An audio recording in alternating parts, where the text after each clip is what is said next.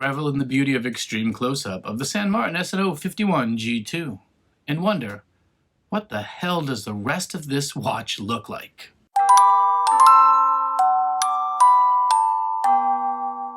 Hey there, you somehow found yourself at the nick of time. My watch review channel focusing on value-priced watches with great quality, and also the occasional trip down something maybe more expensive or prettier. Today, though, we're kind of straddling the gap. We're looking at a San Martin. And not just any San Martin, but kind of a strange, odd duck, a different sort of diver with a substantial presence, and something to kind of break up the monotony of some of the more standard homages that are out there. So much so that I'm not even sure which watch this watch is homaging. Say that 5 times fast. Now, this watch that we're looking at today is, as I said, the San Martin SN051-G2. It's for about $240 normally. Sometimes you can get it on sale for under $200. Made in China, but the specs on it are really quite impressive. Has a very cool, very prominent ceramic bezel. Has a more of a matte blue finish in this particular one on the actual dial that's there. And what you can see is that actually the indicators are recessed behind the dial and glow up through it. One of the other things that's interesting about this is it's just very substantial feeling. It's a stout watch. This was my first San Martin, and I bought it based on reputation and based on wanting something that was potentially a little more elegant looking, a little more special looking than my Orient Komatsu, which I had had before this as my de facto blue diver. And as you can see, it's a very pretty, very lustrous, very luxurious looking watch. The thing that grabbed me first as I looked at it was that kind of Tudor-esque milling around the edge of the bezel and the grips there. Really a fine tooth there, not rolled over, not this kind of alternate take they took on the Komatsu. And that the fact that the ceramic bezel went right to the edge, which gave it kind of a strong shouldered presence from a look perspective. The sandwich style dial was something new as well too, and it gave sort of a presence and a depth to it. The interesting thing is that matte blue at times looks very flat and almost cheap, and at other times kind of glows and looks very cool. Very dynamic, and depending on the moment, it's either going to show off or be a bit more subtle. And I think it's these details that make this seem a little more, I don't know, expensive, elegant, different. And when you combine that with a very stout clasp and a very heavy weight, it comes across as being, a more expensive or at least a higher quality feeling watch. But it does have a few flaws that perhaps will make this not be a forever watch in my collection. Now, before we get any farther, I should remind you to like, comment, and subscribe, especially the commenting and subscribing, because it will enter you in the month of December 2022 into my giveaway contest for this lovely Pagani Portugueser homage, which has a power reserve. Very cool watch. As I say, if you're subscribed and you comment on the video, any video in the month of December, you'll be entered into the giveaway. The drawing will be held on New Year's Eve, and a video will go up on New Year's Day. We do have some restrictions for which countries we're doing. It's mostly around, North America, Europe, Australia, and New Zealand. But be sure to check in the rules and restrictions that are in the video description below for more information. Now that that's out of the way, let's take a closer look at this watch. All right, let's take a look at the SN051, the G2.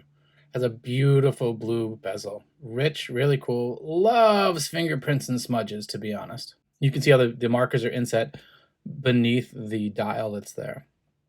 It's an applied San Martin logo, but it's their new logo, which I definitely prefer relative to the script sort of logo they have on some of their older watches. You can see the signed crown there, polished sides. It's definitely sort of an abrupt, sharp edge, the top and back, but there is a nice little polished chamfered edge that you can see right there on the upper edge there. Same on the other side, just nicely brushed, upper chamfered there. That is a dome sapphire crystal glass there. And it's got to be double dome because there isn't very much distortion until you really get towards the edge of it. If we're looking at specs here, it is a 40mm case, but with a 41mm kind of overhang bezel on the side. Lug to lug measurement is 47.5mm. Case thickness is 13.5mm. It's actually relatively slim for a watch in this caliber that's here. Lug width is a sort of in between or 21mm, so you'll be hunting for band hunts are going to be a little bit harder to do. That's a sapphire crystal display on the front. On the back, it's a very nice kind of etched and engraved shark coming at you with its teeth bared.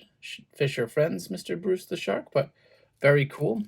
Very nice band.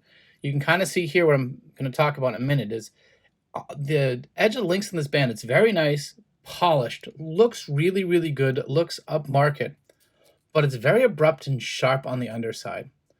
Not to the point of feeling cheap and poorly done. It seems like it's a decision to be that sharp, but it does take its toll. It's a heavy band, it's heavy weight, and so it kind of, it's a little rough on the wrist when wearing it. I was surprised. I was hoping this would just fit on like an old pair of shoes, and it's more like a pair of just uncomfortable shoes at times. Not horrible. We'll talk more when I do the 60-second pitch at the end, but something to consider.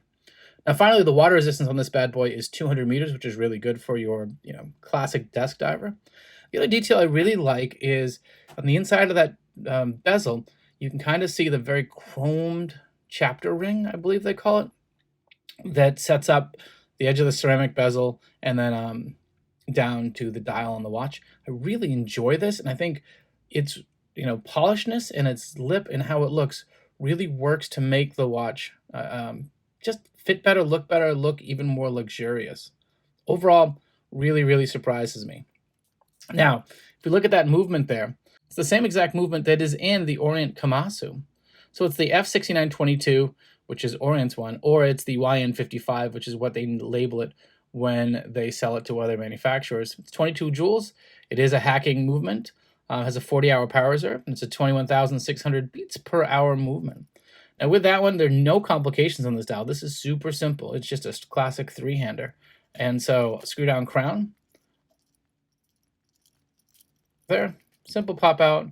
And the motion is really tight, really smooth. And you can see that second hand stop. There's no bounce on the second hand in either direction, or very minimal bounce on the second hand in either direction as we turn and set it. Overall here too, you can see the alignment on the bezel is pretty good. It might be off by ever so slight, but a lot of it just becomes sort of a perspective on which way you're looking at the watch. But I'm not really gonna complain. I don't think it's better than a lot of the Seikos that I have seen that snuck out the door with really horrendous style. Now, as we look at this band, it's a brushed center link, but it's a tight brush center link with slightly different contrasting, super polished outers and a brushed side there. The clasp itself is actually a very nice clasp. It's a milled clasp. It does have 4 levels of micro adjust, which I'm always super appreciative of. Clicks down with a very simple click. The buttons to release it actually feel very classy, I guess. Classies.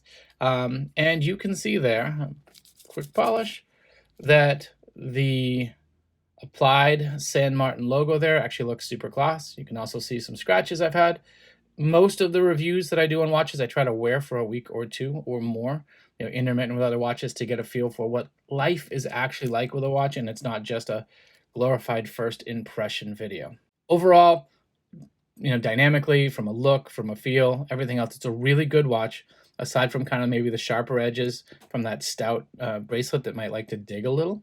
The other thing is the sharp edge on the bezel. I love this style of kind of fine milled teeth to grip the bezel, but they hang over the edge just ever so slightly, and occasionally the sharp edge of that will catch your skin just the right way and make it feel a little abrasive and a little ouchy. It's not the smoothest watch to wear, and you'll at times feel kind of the impact of that.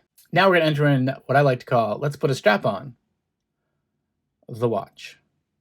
The watch. Let's try this out. First of all, here is the watch on its provided band. I think it looks just classy on the wrist. It's a very cool watch. You can catch the light just the right way. I think overall, it's a really, really good look. And I think it would work with a lot of different style things from a dressier occasion. Because of the polish on that ceramic bezel, it just brings it into almost a dress diver kind of situation. But there's enough going on there with the complicated hands, little details there that make this something kind of interesting. Here's it on a brown leather band, which I think makes it look smart.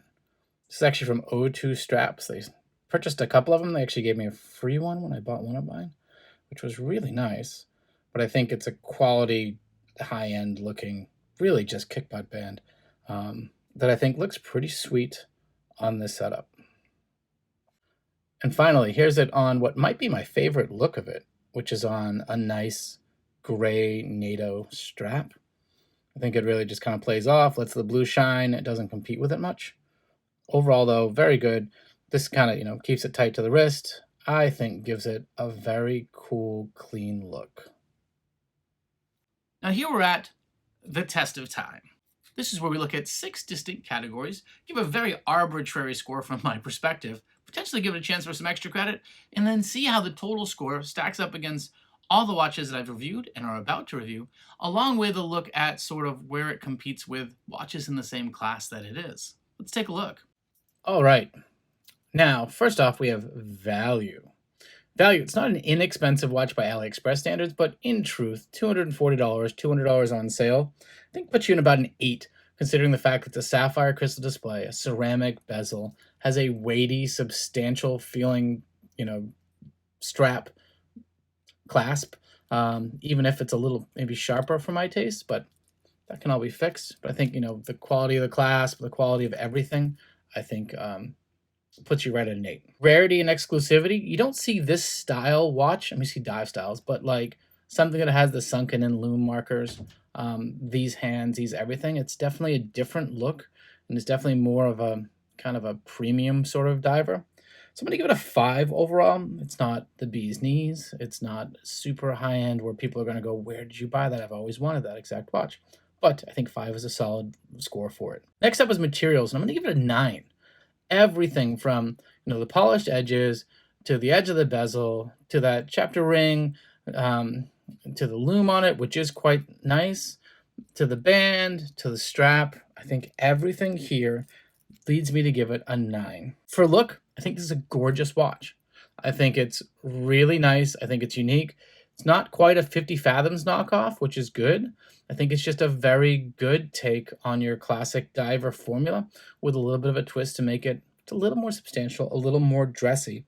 And so I think it earns an 8 here. Next up is finishing. I'm going to give it an 8 here as well. I think everything they try and do, they do well. There is a little bit of maybe a sharper edge underneath than I would like, and a little sharper edge, of course, that I keep harping on the band or the bracelet. But overall, I think it earns that 8 in finishing. The last one is movement. I'm going to give it a 7 there. It's an Orient movement, the YN55 or the F6922. Solid movement, nothing too crazy about it. It's a 21,600 beats per hour.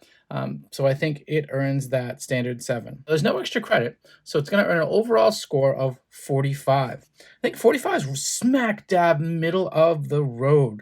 And in fact, the 45 is the same exact score that its, competition in my collection, the Kamasu, earns the same exact 45. And in fact, you can see it right here next to that Kamasu. And the Kamasu has that deep sunburst dial, which I think is really cool, which does glow, especially on camera. It's got a good look here, where this is flat, but I think that ceramic edge kind of is the thing that balances the two of them out.